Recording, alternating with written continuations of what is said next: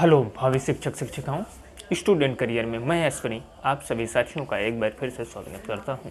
साथियों, सीटेट से संबंधित कक्षाएं लगातार संचालित की जा रही हैं।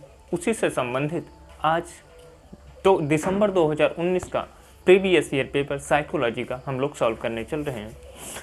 साथियों, एक बात कही गई है कि तू हंस, तू मुस्कुरा, तू रोना कम कर दे, तू जिंदा है जिंदगी की नाक में दम कर दे। साथियों, बिल्कुल सही बात कही गई है कि अगर हम जिंदा हैं तो ये महसूस कराना चाहिए ज़िंदगी को कि हम जिंदा हैं। साथियों, आपकी बार तैयारी इस लेवल पर कीजिए कि सीटेट बिल्कुल आसानी से आपकी मुट्ठी में हो जाए। साथियों, इसी जुनून के साथ हम लगातार सीटेट रूपी अपने लक्ष्य के प्रति अग्रसर हो रहे हैं। साथियों, अब की बार सीटेट को हम क्वालिफाई अवश्य कर लेंगे। आइए साथियों, कंटिन्यू हम अपने क्लास को बढ़ाते हैं। साथियों, क्वेश्चन नंबर 1 की बात करें तो दिया गया है कि भाषा के अर्जन एवं विकास के लिए सर्वाधिक संवेदनशील अवधि कौन सी है। भाषा के अर्जन एवं विकास के लिए सर्वाधिक संवेदनशील अवधि कौन सी है, प्रश्न यही पूछा गया है। साथियों, आइए ऑप्शन पर चर्चा कर लेते हैं। पहले ऑप्शन जो है वो कह रहा है जन्म पूर्व अवधि। तो जन्म पूर्व अवधि से पहले साथियों बालक क्या सीखेगा, कौन सी भाषा का अर्जन करेगा, तो ये तो ऑप्शन नहीं बनता। ध्यान दीजिएगा, कह रहा है सर्वाधिक। नेक्स्ट की बात करते हैं। नेक्स्ट जो है वो साथियों कह रहा है कि प्रारंभिक बाल्यावस्था। ये ऑप्शन जो है ये आपका सही उत्तर होगा, क्योंकि देखते हैं कि जिन पियाजे ने बाल विकास की अवस्थाओं में बच्चों का डिवीज़न किया है, उसमें उन्होंने प्रारंभिक बाल्यावस्था या पूर्व बाल्यावस्था की बात करें तो आप देखते हैं उसमें वो 3 से 7 वर्ष रखें। तो ये एज जो होती है ये बालक के भाषा विकास एवं अर्जन की सबसे महत्वपूर्ण एज हो जाती है। तो आपका जो सही आंसर है साथियों क्वेश्चन नंबर 1 का, वो ऑप्शन नंबर बी हो जाता है। आइए साथियों नेक्स्ट क्वेश्चन की बात करते हैं। नेक्स्ट क्वेश्चन है, कह रहे हैं कि निम्नलिखित में से कौन सी लॉरेंस कोहलबर्ग के द्वारा प्रस्तावित नैतिक विकास की एक अवस्था है। क्योंकि आप जानते हैं कि लॉरेंस कोहलबर्ग जो हैं इन्होंने नैतिक विकास के सिद्धांत दिए हैं, और नैतिक विकास सिद्धांत वो वही प्रश्न पूछ रहा है कि नैतिक विकास सिद्धांत का इन चारों में से कौन सी एक अवस्था है। आइए साथियों देख लेते हैं। प्रसुप्ति अवस्था, साथियों ये इनकी नहीं है। उसके बाद सामाजिक अनुबंध अभिविन्यास, साथियों यही जो है वो आपके लॉरेंस कोहलबर्ग के नैतिक विकास की एक अवस्था है। तो यही आपका सही आंसर हो जाएगा साथियों। क्वेश्चन नंबर 2 का जो ऑप्शन नंबर बी या 2 है वही आपका सही आंसर होगा। उसके बाद नेक्स्ट ऑप्शन में मूर्त संक्रियात्मक अवस्था जो है ये जीन पियाजे के विकास की अवस्था है। और उद्योग बनाम अधीनता अवस्था की बात करें तो साथियों उद्योग बनाम अधीनता अवस्था जो है ये एरिक एरिक्सन के विकास की अवस्था में आता है।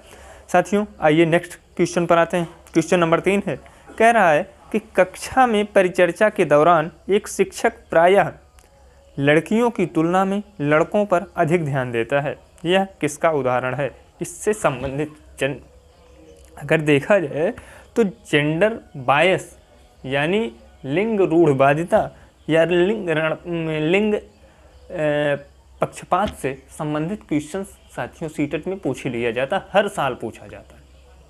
बहुत इंपॉर्टेंट फैक्टर साथियों सीटेट के लिए है। तो साथियों इसमें आप जेंडर पक्षपात आपका सही आंसर हो जाएगा क्वेश्चन नंबर 3 का। आइए आगे क्वेश्चन देख लेते हैं। क्वेश्चन नंबर 4 की बात करें साथियों तो क्वेश्चन नंबर 4 जो है वो आपका कह रहा है कि बच्चों में जेंडर रूढ़वादिता, ध्यान दीजिएगा प्रश्न पूछ रहा है कि बच्चों में जेंडर रूढ़वादिता एवं जेंडर प्रश्न बहुत ही ध्यान से पढ़िएगा, क्योंकि साइकोलॉजी के जो प्रश्न हैं, अगर आपने साइकोलॉजी के प्रश्न को ध्यान से पढ़ा तो आपको उत्तर तक पहुंचने का वहाँ से क्लू जरूर ही मिल जाएगा। और क्वेश्चन को ध्यान से पढ़ने की बहुत ज़रूरत। कह रहा है कि बच्चों में जेंडर रूढ़वादिता एवं जेंडर भूमिका अनुरूपता को कम करने के लिए निम्नलिखित में से कौन सी पद्धति प्रभावशाली होगी। तो आइए ऑप्शन देख लेते हैं। कह रहा है कि जेंडर पक्षपात के बारे में परिचर्चा करके। चलिए आगे देखते हैं। जेंडर विशिष्ट भूमिकाओं को महत्व देना। अगर आप जेंडर की विशिष्ट भूमिकाओं को महत्व देंगे तो जेंडर में क्या नाम है, रूढ़वादिता तो बढ़ेगी साथियों, ये तो गलत है। उसके बाद जेंडर पृथक खेल समूह को भावना देंगे तो भी जेंडर बायस जो है वो बढ़ेगा। जेंडर पृथक बैठने की ये सारी चीज़ें जो साथियों हैं ये आपके जेंडर बायस यानी जेंडर रूढ़वादिता को बढ़ावा देती हैं। यानी चौथे का सही आंसर जो होगा साथियों वो ऑप्शन नंबर 1 जो है वो सही हो जाएगा। उसके बाद आ जाइए। कह रहा है कि निम्नलिखित में से किस मनोवैज्ञानिक ने बच्चों को ज्ञान के सक्रिय जिज्ञासु के रूप में देखते हुए उनके चिंतन पर सामाजिक एवं सांस्कृतिक विषय वस्तुओं के प्रभाव को महत्व देता है। साथियों इस क्वेश्चन पर बहुत ध्यान से देखिए, कितना शानदार क्वेश्चन बनाया गया है। अगर आपने इस क्वेश्चन को ध्यान से पूरा नहीं पढ़ा तो आप किसी दूसरे मनोवैज्ञानिक के ओर चले जाएंगे। अब हम आपको बताते हैं इस क्वेश्चन की स्थिति, ध्यान से देखिए। अगर आपने केवल इस क्वेश्चन को इतना पढ़ा, बच्चों को ज्ञान के सक्रिय जिज्ञासु के रूप में देखते हुए, अगर आपने केवल इतना पोर्शन पढ़ करके और ऑप्शन दे दिया, अपना उत्तर दे दिया, तो आप तुरंत जीन पियाजे पर चले जाएंगे और आपका क्वेश्चन गलत हो जाएगा। लेकिन उसके बाद देखिए प्रश्न क्या कह रहा है। कह रहा है कि उनके चिंतन पर सामाजिक एवं सांस्कृतिक विषय वस्तुओं के प्रभाव को महत्व देता है। तब जा करके आपका जो उत्तर है वो बदल जाता है और जो बदला हुआ उत्तर है वही इस प्रश्न का सही जवाब। क्योंकि आप देखेंगे ज्ञान के सक्रिय एवं जिज्ञासु रूप में देखते हुए सामाजिक एवं सांस्कृतिक की बात जो मनोवैज्ञानिक करता है वो जीन पियाजे नहीं, लेव वाइगोत्स्की हैं। तो आपके पांचवें का जो सही आंसर होगा वो ऑप्शन नंबर बी होगा, लेव वाइगोत्स्की। आइए साथियों नेक्स्ट क्वेश्चन पर चलते हैं। नेक्स्ट क्वेश्चन आपका कहता है कि जिगसा पहेली को करते समय 5 वर्ष की नजमा स्वयं से कहती है कि नीला टुकड़ा कहाँ है। नहीं, यह वाला नहीं है, गाढ़े रंग वाला जिससे वह जूता पूरा बन जाएगा। अब ये कथन उन्होंने दे दिया। उसके बाद नीचे इन्होंने प्रश्न पूछा है कि इस प्रकार की वार्ता को लेव वाइगोत्स्की किस शब्द से संबोधित करते हैं या किस तरह से संबोधित करते हैं। तो आपने देखा होगा कि बच्चों के खुद से बात करने संबंधित 2 मनोवैज्ञानिकों ने अपनी सलाह दी है, अपने कथन दिए हैं।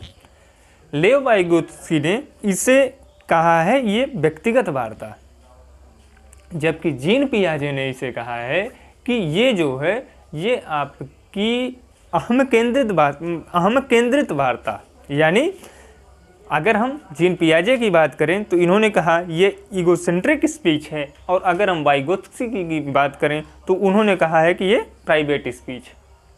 तो यहाँ बात लेव वाइगोत्स्की की गई है, तो इसलिए आपका जो सही आंसर होगा वो ऑप्शन नंबर 1 हो जाता। आइए नेक्स्ट क्वेश्चन की बात करते हैं। कह रहा है बच्चों को संकेत देना तथा आवश्यकता पड़ने पर सहयोग प्रदान करना निम्नलिखित में से किसका उदाहरण है। सीधे सीधे आपने अगर वाइगोत्स्की ने अपने सिद्धांतों में कुछ ऐसे वर्ड्स के इस्तेमाल किए हैं, अगर उन वर्ड्स को आपने पढ़ा, जैसे ZPD हुआ, उसके बाद इसके फोल्डिंग हुआ, इन चीज़ों को अगर आप जानते हैं तो बिल्कुल आपने प्रश्न पढ़ा और सीधे आप उत्तर दे देंगे। तो ये जो पूछ रहा है, ये जो पूछने का प्रयास इनका है, वो सीधे सीधे पार्ट यानी ढांचा, जिसे आप इंग्लिश में इसके फोल्डिंग कहते हैं, ये इसके फोल्डिंग का स्टेटमेंट। साथियों आइए नेक्स्ट क्वेश्चन पर चलते हैं। नेक्स्ट क्वेश्चन आपका है कि अच्छा, अगर चीज़ें पसंद आ रही हैं तो वीडियो को लाइक कीजिएगा साथियों, कमेंट करके बताइएगा कि जो प्रयास आपके लिए किए जा रहे हैं वो सार्थक हैं, और चैनल को ज़रूर सब्सक्राइब कीजिएगा ताकि हम जब भी वीडियो अपलोड करें तो आपके यहाँ वीडियो नोटिफिकेशन के रूप में अवश्य पहुँचे और आप अपनी सीटेट की तैयारी में और धार दे सकें। साथियों नेक्स्ट क्वेश्चन की बात कर लेते हैं। कह रहा है कि निम्नलिखित व्यवहारों में से जीन पियाजे द्वारा प्रस्तावित मूर्त संक्रियात्मक व्यवस्था इस मूर्त संक्रियात्मक अवस्था को विशेषित करता है। तो साथियों ये सीधे फैक्चुअल मान सकते हैं, तो ये इसका सही ऑप्शन जो है साथियों 8वें का, वो हो जाता है संरक्षण एवं कक्षा समावेशन। बाकी जो चीज़ें हैं वो अलग अलग अवस्थाओं की हैं, जब हम अवस्थाएं आपको पढ़ाएंगे तो उसके बारे में डिटेल्स में अध्ययन कर लेंगे। नेक्स्ट की बात कर लेते हैं। बच्चों के संज्ञानात्मक विकास के संदर्भ में निम्नलिखित में से कौन सी पियाजे की संरचना है। इन्होंने सीधे सीधे पूछा है कि संज्ञानात्मक विकास में पियाजे ने जिन टर्म्स का इस्तेमाल किया है उनमें से कौन सी 4 ऑप्शन के रूप में दिए गए हैं जो कि जीन पियाजे से संबंधित है। आइए देख लेते हैं। सबसे पहले ही साथियों स्कीमा दिया गया है, और स्कीमा ही जीन पियाजे के संज्ञानात्मक विकास से संबंधित एक संरचना है। आगे साथियों देख लेते हैं क्वेश्चन नंबर 10। क्वेश्चन नंबर 10 क्या कह रहा है। कह रहा है कि आकलन का प्राथमिक उद्देश्य क्या होना चाहिए। आकलन का प्राथमिक उद्देश्य क्या होना चाहिए। देखिए कह रहा है विद्यार्थियों के लिए श्रेणी निश्चित करना। साथियों मार्किंग करना आकलन का उद्देश्य कभी भी नहीं होना चाहिए। फिर कह रहा है संबंधित अवधारणाओं के बारे में बच्चों की स्पष्ट तथा भ्रांतियों को समझना चाहिए। ये ऑप्शन बन सकता है, लेकिन और भी ऑप्शन हम देख ले रहे हैं साथियों। क्या कह रहा है विद्यार्थियों के प्राप्तांकों के आधार पर उनको नामांकित करना है। ये श्रेणीकरण हो गया साथियों। कभी भी आपको लेवलिंग नहीं करनी है बच्चों के, आकलन का ये उद्देश्य नहीं है। उसके बाद रिपोर्ट कार्ड में उत्तर, ये भी वही चीज़ कह रहा है। तो साथियों क्वेश्चन नंबर 10 का जो सही आंसर है आपका वो ऑप्शन नंबर 2 हो जाता है। आइए नेक्स्ट क्वेश्चन पर चलते हैं। नेक्स्ट क्वेश्चन कह रहा है कि निम्नलिखित कथनों में से, ध्यान दीजिएगा, कह रहा है निम्नलिखित कथनों में से बुद्धि के बारे में कौन सा सही है। तो हमने बुद्धि से संबंधित आपसे इससे पहले भी चीज़ें बताई हैं कि जहाँ बुद्धि के संदर्भ में कथन बहुआयामी जैसे ऑप्शन मिलेंगे आपको, वही बुद्धि के संदर्भ में सही ऑप्शन होगा। तो आइए देख लेते हैं। कह रहा है कि बुद्धि एक निश्चित योग्यता है, जो बुद्धि एक निश्चित योग्यता को जन्म के समय ही निर्धारित करती है। नहीं साथियों ये गलत। फिर बुद्धि को मानकीकृत, आपने मानकीकृत कर दिया तो क्या मतलब, बुद्धि एकात्मक नहीं बहुआयामी है। फिर नीचे कह रहा है कि बुद्धि बहुआयामी है। साथियों यही आपका सही आंसर है कि बुद्धि जो है वो बहुआयामी है तथा जटिल योग्यताओं का एक समूह है। ये आपका सही ऑप्शन हो जाता है। आइए साथियों नेक्स्ट क्वेश्चन की बात कर लेते हैं। नेक्स्ट क्वेश्चन जो है वो कह रहा है साथियों कि रूही हमेशा समस्या के एकाधिक समाधानों के बारे में सोचती है। प्रश्न ध्यान दीजिएगा, इनमें से काफ़ी समाधान मौलिक होते हैं। रूही किन गुणों पर प्रदर्शित करती है। आपको हम इससे पहले सृजनात्मकता के बारे में बताए थे कि जो सृजनात्मक बालक होगा वो किसी चीज़ को कई तरीके से सोच पाता है। बिल्कुल वही चीज़ ये कह रहा है, ये प्रश्न पूछ रहा है आपसे कि रूही जो है वो एक ही किसी एक समस्या पर एकाधिक समाधान सोचने में सक्षम है या सोच सकती है, तो वो किस प्रकार के गुणों का प्रदर्शन कर रही है। तो ये सृजनात्मक गुणों का प्रदर्शन कर रही है साथियों। ऑप्शन देख लेते हैं कौन सा। आपका पहला जो है यही ऑप्शन सृजनात्मक है और यही आपका इस प्रश्न का सही आंसर है। आइए नेक्स्ट क्वेश्चन पर चलते हैं। नेक्स्ट क्वेश्चन आपका क्या कह रहा है,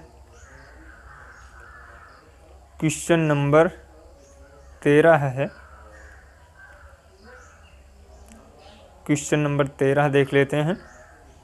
क्वेश्चन नंबर 13 कह रहा है कि शिक्षण अधिगम प्रक्रिया में, ध्यान दीजिएगा, क्वेश्चन नंबर 13 कह रहा है शिक्षण अधिगम प्रक्रिया में वंचित समूह से, शिक्षण अधिगम प्रक्रिया में वंचित समूह से संबंधित विद्यार्थियों के द्वारा सहभागिता कम होने की स्थिति में एक शिक्षक को क्या करना चाहिए। शिक्षक की भूमिका से प्रश्न बना है कि अगर बच्चा जो है वो वंचित समूह से आता है और आपको लग रहा है अगर उसकी सहभागिता जो है वो कक्षा में कम है, तो ऐसी स्थिति में एक शिक्षक के रूप में आपकी उसके प्रति क्या भूमिका होनी चाहिए, यही प्रश्न पूछ रहा है। आइए क्या है देखते हैं। कह रहा है कि बच्चे को विद्यालय छोड़ने के लिए कहना चाहिए। तो आप किसके लिए, किस चीज़ के शिक्षक हैं? केवल इसके लिए कि जो बच्चा प्रतिभाशाली है, जो बच्चा अच्छा है उसी को आप पढ़ाएंगे? जो मंद बुद्धि है या जो औसत बुद्धि है उसके लिए कौन आएगा पढ़ाने? ये गलत बात है। इसके बाद आप देखेंगे इस स्थिति को जैसी की तैसी स्वीकार, गलत। फिर कह रहे हैं कि इन विद्यार्थियों से अपनी अपेक्षाओं को कम करना चाहिए। तो मतलब समावेशी शिक्षा का पूरी तरीके से उल्लंघन है, ये कथन सीधे सीधे कह रहा है। फिर आप जब 3 गलत हैं तो स्वाभाविक रूप से चौथा सही होगा। देखते हैं, अपनी शिक्षण पद्धति पर विचार करना चाहिए, बिल्कुल सही है, क्योंकि अगर बच्चे में इम्प्रूवमेंट नहीं होता है तो यानी हमारी टीचिंग टेक्निक्स जो है वहाँ खामियां हैं। आप बच्चे को दोषी नहीं बना सकते, इसलिए आपका ऑप्शन नंबर 4 जो है वो आपका आपके प्रश्न का सही आंसर है। नेक्स्ट क्वेश्चन देखते हैं। नेक्स्ट क्वेश्चन साथियों है, पूछ रहे हैं कि एक समावेशी कक्षा में एक शिक्षक को विशिष्ट शैक्षिक योजनाओं को, देखिए समावेशी से ही प्रश्न बन गया। एक समावेशी कक्षा में एक शिक्षक को विशिष्ट शैक्षिक योजनाओं को तैयार नहीं करना चाहिए, कभी कभी तैयार करना चाहिए, सक्रिय रूप से तैयार करना चाहिए। तैयार करने के लिए हतोत्साहित जैसे नहीं है, कभी कभी जैसे नहीं, ये सब नेगेटिव हैं। ये तो सीधे सीधे आप एलिमिनेशन मेथड से आराम से कर सकते हैं। उसके बाद आइए नेक्स्ट की बात करते हैं। कह रहा है कि पठन वैफल्य बच्चों के प्राथमिक शिक्षण, पठन वैफल्य बच्चों के प्राथमिक लक्षण का क्या है। ये सीधे सीधे आप अंग्रेजी में आएंगे तो देखेंगे डिसलेक्सिया। आप डिसलेक्सिया शब्द जरूर सुने होंगे अपने प्रशिक्षण के दौरान। यह पठन विकार में पढ़ाया जाता है। तो आप देखेंगे कि पठन वैफल्य की जो स्थिति है, पठन वैफल्य, आप ये शब्द जो है ये पठन विकार से, तो अगर बच्चा पढ़ पाने में असुविधा महसूस करता है, कठिनाई महसूस करता है, तो ये जो उसमें विकार होता है, इसके लिए मनोवैज्ञानिक शब्द इस्तेमाल है जिसे हम डिसलेक्सिया कहते हैं। तो ये आपका क्वेश्चन नंबर 15 का जो सही आंसर है वो साथियों आपका सी ऑप्शन सही हो जाता है। आइए नेक्स्ट क्वेश्चन पर चलते हैं। नेक्स्ट क्वेश्चन आपका जो है वो RTE 2009 से साथियों पूछ रहा है कि शिक्षा का अधिकार अधिनियम 2009 में उल्लेख की गई समावेशी शिक्षा की अवधारणा निम्नलिखित में से किस पर आधारित है। तो आप देखेंगे कह रहा है कि RTE 2019 के बारे में प्रश्न है। तो आप देखेंगे पहला ऑप्शन है कि व्यवहारवाद। तो व्यवहारवाद से संबंधित चीज़ें जो हैं वो RTE 9 में नहीं उल्लेखित हैं साथियों, तो ये आपका ऑप्शन गलत हो जाता है। फिर आप देखेंगे कि अशक्त बच्चों, पूछ रहा है कि अशक्त बच्चों के लिए प्रति एक सहानुभूति जैसी चीज़ें शिक्षा में साथियों नहीं है, बल्कि आप उसे सक्रिय रूप से भागीदार करने के लिए प्रोत्साहित करेंगे, ना कि आप उस पर कोई कृपा करेंगे। ऐसी चीज़ें आपकी शिक्षा आरटीई में नहीं उल्लेखित। उसके बाद बात करें साथियों, देखेंगे आपकी अधिकार आधारित मानवतावादी परिप्रेक्ष्य। आरटीई 2009 कहता है, आपने देखा भी होगा साथियों, कि संविधान संशोधन 2002 के तहत जो कि 86वां किया गया था, उसमें साफ उल्लेखित है कि माता पिता का ये कर्तव्य बनता है कि वो 6 से 14 वर्ष तक के बच्चों को विद्यालय में उपस्थित करवाएं, और ये उनकी मौलिक जिम्मेदारी है कि उनका इस दौरान उनको शिक्षा प्राप्त करवाएं। तो इस तरीके से इस प्रश्न का जो सही ऑप्शन हो जाता है साथियों, वो हो जाएगा कि अधिकार आधारित मानवतावादी परिप्रेक्ष्य। तो 16वें क्वेश्चन का जो सही आंसर है साथियों, वो ऑप्शन नंबर 3 हो जाता है। आइए नेक्स्ट क्वेश्चन की बात करते हैं। आपका नेक्स्ट क्वेश्चन जो है वो संरचनावादी ढांचे, ध्यान दीजिएगा, जो नेक्स्ट क्वेश्चन है वो संरचनावादी ढांचे में अधिगम प्राथमिक रूप से है। आपने देखा है कि कंस्ट्रक्टिविज्म की बात करें, संरचनावाद की बात करें, तो आप इसमें पाएंगे कि यहाँ बच्चों पर ये जोर दिया जाता है कि बच्चा किसी भी एस्पेक्ट पर अलग अलग तरीके से या किसी भी समस्या को अलग अलग तरीके से हल करने में सक्षम बन सके। तो कंस्ट्रक्टिविज्म के बारे में ये प्रश्न है। आइए ऑप्शन को स्टेप बाय स्टेप देख लेते हैं। कह रहा है कि यंत्रवत, ऑप्शन नंबर फर्स्ट कह रहा है कि यंत्रवत याद कर लेने पर आधारित कोई भी एजुकेशनल पॉलिसी हो, आप देखेंगे कि वहाँ बच्चा जो है रटने रटाने जैसी चीज़ों पर बिल्कुल भी फोकस नहीं किया जाता। यहाँ बच्चों को यूज्ड टू किया जाता है कि वो चीज़ों को करके सीखे। तो ये चीज़ें जो होती हैं वो मेमोरी में हमेशा अस्थायी रूप से कलेक्ट हो पाती हैं। तो ये ऑप्शन जो है वो आपका गलत हो जाएगा। प्रबलन पर केंद्रित करके, आइए देखते हैं नेक्स्ट पर। कह रहा है कि अनुबंधन द्वारा अर्जित करके। अनुबंधन आपने पढ़ा होगा कि अनुबंधन जो है वो इवान पावलोव से संबंधित सिद्धांत है। नेक्स्ट कह रहा है कि अवबोधन की प्रक्रिया पर केंद्रित है। अगर बात साथियों अंडरस्टैंडिंग किया जाए, चीज़ों को समझ करके और उसे करके सीखने पर आ जाए, तो आप देखेंगे कि ये प्रक्रिया जो है वो सब पर भारी पड़ जाती। तो ऐसे में आपका जो उस प्रश्न का जो सही आंसर होगा वो हमेशा इसी और बढ़ जाता। तो यहाँ जो है ऊपर के जो तीनों ऑप्शन हैं वो गलत हो जाते हैं। ऑप्शन नंबर 4 जो है वो आपके इस प्रश्न का सही आंसर हो जाता है। साथियों नेक्स्ट प्रश्न पर आते हैं। नेक्स्ट प्रश्न आप देखेंगे, कह रहा है कि अनेक घटनाओं, ध्यान दीजिएगा, अनेक घटनाओं के बारे में बच्चों के द्वारा बनाए गए सहजानुभूत सिद्धांत के संदर्भ में एक शिक्षक को क्या करना चाहिए। तो शिक्षण उद्देश्य से संबंधित प्रश्न बना है साथियों, शिक्षक की भूमिका से संबंधित प्रश्न है। आइए एक एक ऑप्शन को हम देख लेते हैं। कह रहा है कि पहला ऑप्शन है कि बच्चों के इन सिद्धांतों को अनदेखा कर देना चाहिए। बिल्कुल नेगेटिव पॉइंट है साथियों। अगर बच्चों के विचारों को आप अपनी क्लास में सम्मिलित नहीं करेंगे तो आप एक प्रभावी शिक्षक हो ही नहीं सकते। उसके बाद आप देखेंगे बच्चों को दंडित करना चाहिए। आरटीई ने साफ मना कर दिया है कि बच्चों स्कूल में दंड जैसी चीज़ों को बिल्कुल दूर कर दिया है, दंड जैसे प्राविधान को समाप्त कर दिया। उसके बाद आप देखेंगे कि कह रहा है कि बार बार याद करने के द्वारा एक सही सिद्धांत से बदल देना चाहिए। रटने जैसी चीज़ों पर रोक लगी।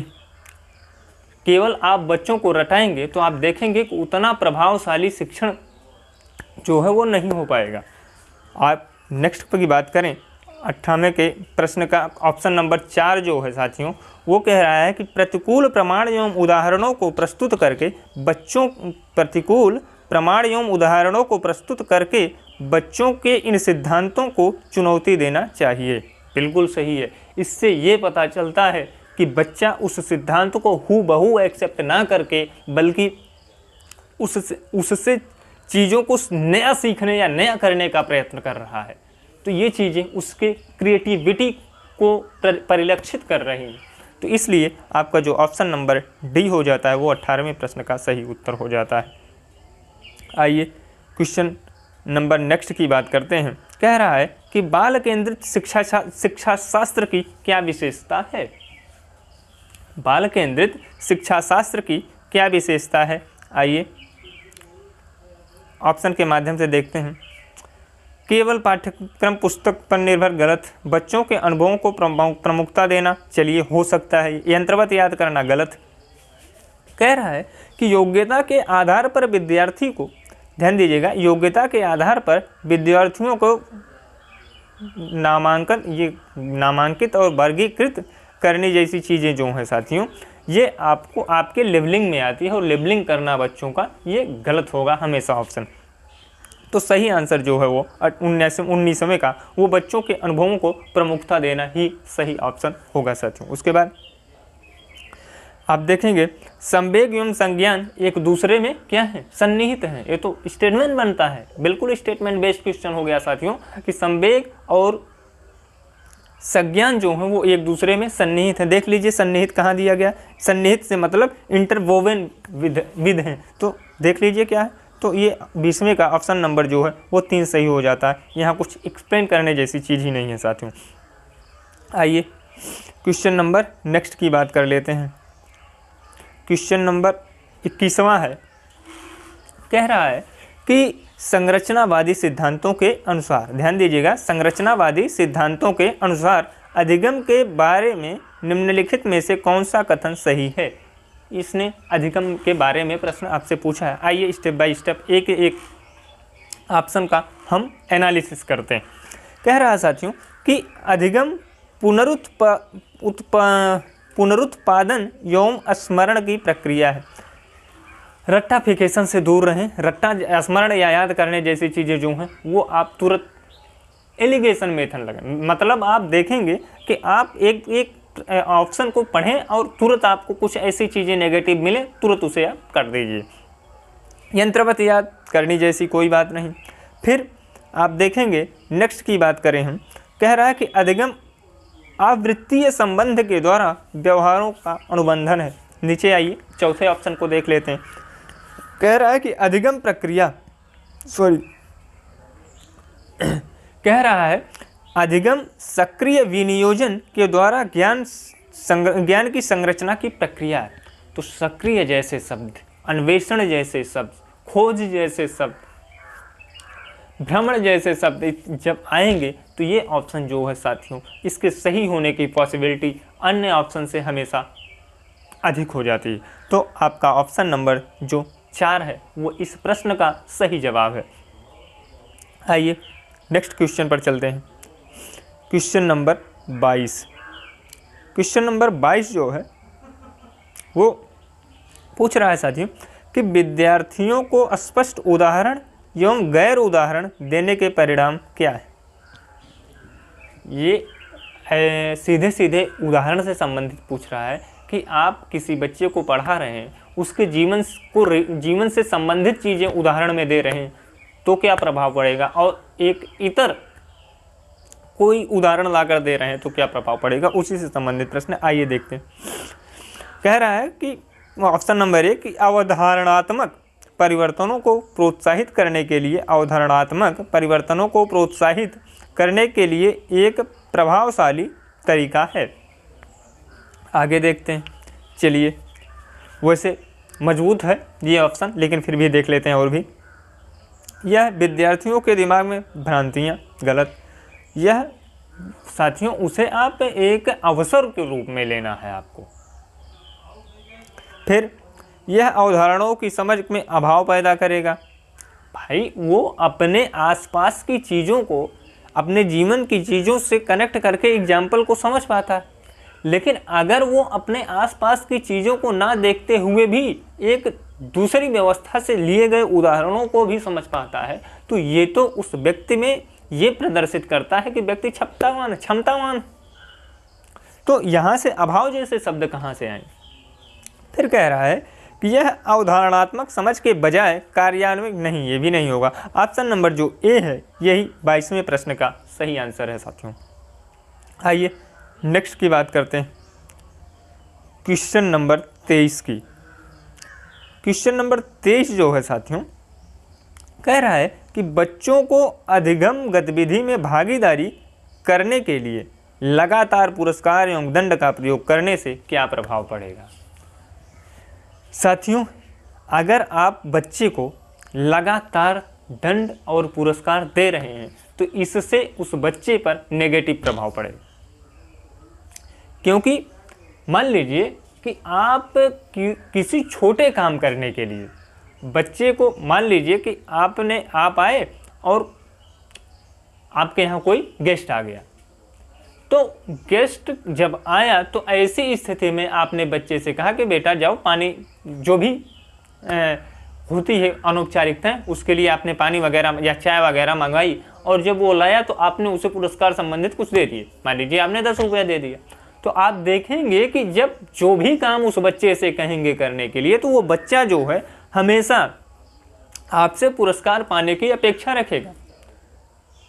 और इस तरीके से वो बच्चा एक नेगेटिविटी की ओर बढ़ता चला जा रहा है, नेगेटिविटी से ग्रस्त होता जा रहा है। तो लगातार दंड या लगातार पुरस्कार देना बच्चे के भविष्य के साथ खिलवाड़ है। बच्चा जो है उससे नेगेटिविटी से घिर जाएगा। तो आइए क्या है, ऑप्शन देख लेते हैं। बाहरी अभिप्रेरणा कम होगी, 23वां है साथियों, कि कह रहा है कि बाहरी अभिप्रेरणा कम होगी। चलिए आगे देखते हैं। आंतरिक अभिप्रेरणा कम होगी, ठीक, आगे देखते हैं। यह बच्चों को प्रदर्शन आधारित लक्ष्यों के बजाय निपुणता पर ध्यान देना के लिए, ये तो प्रदर्शन, ये उल्टा कह दिया, क्योंकि निपुणता जो है वो बच्चे में तभी आ जाएगी जब वो किसी कार्य के प्रति स्व उत्तेजित हो, उसे करने की भावना या उसे करने की इच्छा जो है वो अपने आप अंदर से पैदा हो, तब वह बच्चा जो है वो निपुण होगा, दक्ष होगा। नेक्स्ट की बात कर लेते हैं। अधिगम में बच्चों की स्वाभाविक अभिरुचि और जिज्ञासा कम हो जाएगी। बिल्कुल सही ऑप्शन है साथियों, ऑप्शन नंबर डी जो है वो 23वें प्रश्न का सही आंसर है। उसके बाद क्वेश्चन नंबर 4 की बात करते हैं, 24 की बात करते हैं। क्वेश्चन नंबर 24 जो है वो साथियों है कि निम्नलिखित में से कौन सी प्रथाएं, ध्यान दीजिएगा कि निम्नलिखित में से कौन सी प्रथाएं, 4 कूट दिए हैं और उन्हीं 4 कूटों से संबंधित प्रश्न है कि निम्नलिखित में से कौन सी प्रथाएं अधिगम को बढ़ावा देती हैं। निम्नलिखित में से कौन सी प्रथाएं अधिगम को बढ़ावा देती हैं, पढ़ लेते हैं। शारीरिक दंड, ये अधिगम को बढ़ावा नहीं देता। सहयोगात्मक अधिगम पर्यावरण, ये सही है, अधिगम को बढ़ावा देता है। सतत एवं समग्र मूल्यांकन, ये आपके अधिगम को बढ़ावा देगा। निरंतर तुलनात्मक स्थितियां जब पैदा होंगी, वहाँ अधिगम से संबंधित चीज़ें हमेशा नेगेटिव मान ली जाती हैं। तो जहाँ ऑप्शन नंबर 2 और 3 सम्मिलित हैं, वही आपके प्रश्न का सही आंसर होगा। देख लेते हैं, ये दूसरा और तीसरा ऑप्शन नंबर 2 में दिया गया है और ये जो है आपका सही आंसर। उसके बाद आप आ जाइए क्वेश्चन नंबर 25 पर। क्वेश्चन नंबर 25 जो है वो साथियों पूछ रहा है कि शिक्षक बच्चों की जटिल अवधारणाओं की समझ को किस प्रकार सहज कर सकता है। मतलब आप एक शिक्षक हैं, क्लास में कोई चीज़ या कोई अवधारणा जो है, कॉन्सेप्ट जो है, वो बच्चे को जटिल लग रहा है, तो ऐसी स्थिति में उसे आसान रूप से उसके समक्ष कैसे प्रस्तुत करें कि वो चीज़ों को आसानी से ग्रहण कर सके, वही है। आइए ऑप्शन में देखते हैं। एक व्याख्यान देकर आप एक प्राइमरी के बच्चे को पढ़ा रहे हैं, अगर आप व्याख्यान देंगे तो वो चीज़ों को समझ पाएगा? बिल्कुल नहीं समझ पाएगा। ये चीज़ें जो हैं साथियों, ये नेगेटिव, ये उच्च शिक्षा के लिए उपयोगी। फिर प्रतियोगितात्मक अवसरों की व्यवस्था करके, प्राइमरी का बच्चा कौन सी कंपटीशन करेगा, कौन सी प्रतियोगिता को फाइट करेगा? बार बार यंत्रवत याद करा देंगे, याद करा देने से ये इस समस्या का हल नहीं होगा साथियों। आगे ऑप्शन देखते हैं। कह रहे हैं चौथा ऑप्शन है कि अन्वेषण एवं परिचर्चा के लिए अवसर उपलब्ध करा करके। चीज़ें बच्चे को समझ में नहीं आ रही हैं तो आपके पास TLM होंगे, अन्य सुविधाएं हैं, आप उसके माध्यम से चीज़ों को करने का मौका दीजिए, उसे सोचने, खोजने, अन्वेषण करने का मौका दीजिए और उस पर अपने साथ या उसके सहपाठियों के साथ परिचर्चा करने का मौका दीजिए। देखिए ये जो है उस अवधारणा को समझने में के लिए बच्चे को समझने के लिए सबसे आसान तरीका हो जाएगा। तो ये ऑप्शन नंबर 4 जो है वो 25वें प्रश्न का सही जवाब होगा। आ जाइए प्रश्न नंबर 26 पर। प्रश्न नंबर 26 कह रहा है कि ये एक प्राथमिक विद्यालय की अध्यापिका बच्चों को एक प्रभावशाली समस्या समाधानकर्ता बनने के लिए किस प्रकार से प्रोत्साहित कर सकती है? किस प्रकार से प्रोत्साहित कर सकती है? तो आइए ऑप्शन देख लेते हैं। प्रत्येक छोटे कार्य के लिए भौतिक बार बार पुरस्कार आप देंगे तो आपको अभी हमने बताया एक प्रश्न के माध्यम से कि बार बार पुरस्कार देना जो है ये एक नेगेटिव पॉइंट है। बच्चा स्व आत्मप्रेरित नहीं रह पाएगा, वो हमेशा अपेक्षा रखेगा कि हमें हर कार्य के लिए पुरस्कार दिया जाए। केवल प्रत्येक प्रक्रियात्मक प्रबल नहीं, गलत उत्तरों को स्वीकार करके उन्हें दंडित करना चाहिए नहीं। ऑप्शन नंबर 4 क्या कह रहा है? बच्चों को सहजानुभूति अनुमान लगाने के लिए प्रोत्साहित जैसे शब्द जो हैं वो आपके हमेशा सही उत्तर होंगे साथियों। आइए नेक्स्ट क्वेश्चन पर चलते हैं। क्वेश्चन नंबर 27 है।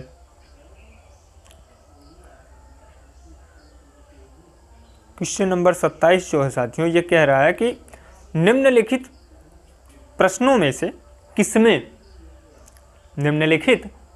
से किसमें शारीरिक वृद्धि एवं विकास तीव्र गति से घटित होता है? निम्नलिखित में से किस अवस्था में शारीरिक वृद्धि एवं विकास सर्वाधिक होता है? साथियों आपको हमने जब वृद्धि एवं विकास पढ़ाया था तो उस समय मैंने आपको बताया था कि शैशवा अवस्था जो होती है इसमें वृद्धि, शारीरिक वृद्धि जो है वो और अवस्थाओं की अपेक्षा तीव्र होती है। तो देख लीजिए प्रश्न में शैशवा अवस्था कहाँ? ऑप्शन नंबर 1 ही में देखिए शैशवा एवं प्रारंभिक बाल्यावस्था। ऑप्शन नंबर 1 ही जो है ये आपके 27वें प्रश्न का सही आंसर हो जाता है। आइए नेक्स्ट की बात कर लेते हैं। नेक्स्ट है साथियों, पूछ रहे हैं कि निम्नलिखित में से कौन सा विकास का सिद्धांत नहीं है? इसमें 3 जो हैं वो विकास के सिद्धांत हैं और 1 जो है वो विकास का सिद्धांत नहीं है, वही आपको छांटना। कह रहा है ऑप्शन नंबर 1 है विकास जीवन पर्यंत होता है, ये तो बात सही है। फिर कह रहे हैं कि विकास जो है वो परिवर्त्य होता है, बिल्कुल सही। परिवर्त्य से मतलब है मॉडिफिएबल, अंग्रेजी वाले जो हैं वो मॉडिफिएबल से समझें। मतलब जैसे क्या है कि आपका सपोज कीजिए आपका ये हाथ है, जब आप छोटे थे तो ये कितना छोटा सा, लेकिन अब देखेंगे आप कि आपके हाथ का आकार नहीं बदला, आपका इस आकार का जो ढांचा था, मूल ढांचा था वही है, लेकिन आपकी उंगलियां बड़ी हो गई, आपकी हथेली बड़ी हो गई। तो ये चीज़ें जो हैं ये मॉडिफिकेशन को रिप्रेजेंट करती हैं, ये बताती हैं कि आपके जो हाथ में वो परिवर्त डेवलपमेंट हुआ, मतलब चीज़ें ढांचा वही है लेकिन उस ढांचे में जो है वो वृद्धि हो, वो उसमें विकास हो गया, ये परिवर्तक बताओ। उसके बाद आप देखेंगे विकास आनुवांशिकता एवं पर्यावरण दोनों के द्वारा प्रभावित होता है, बात तो सही। कि विकास जो है वो आनुवंशिक और पर्यावरण का ही तो गुणनफल है। सही है, ये तीनों जो हैं वो सही हैं, तो चौथा स्वाभाविक रूप से गलत हो जाएगा। विकास सार्वभौमिक तथा सांस्कृतिक संदर्भ से प्रभावित नहीं करते होता है, या जो सांस्कृतिक और सार्वभौमिक हैं ये इस संदर्भ इसे प्रभावित नहीं करते हैं, तो ये ऑप्शन आपका गलत हो जाएगा। आ जाइए नेक्स्ट ऑप्शन पर, क्वेश्चन पर। और नेक्स्ट क्वेश्चन जो है वो कह रहा है साथियों कि वैयक्तिक विभिन्नता से है।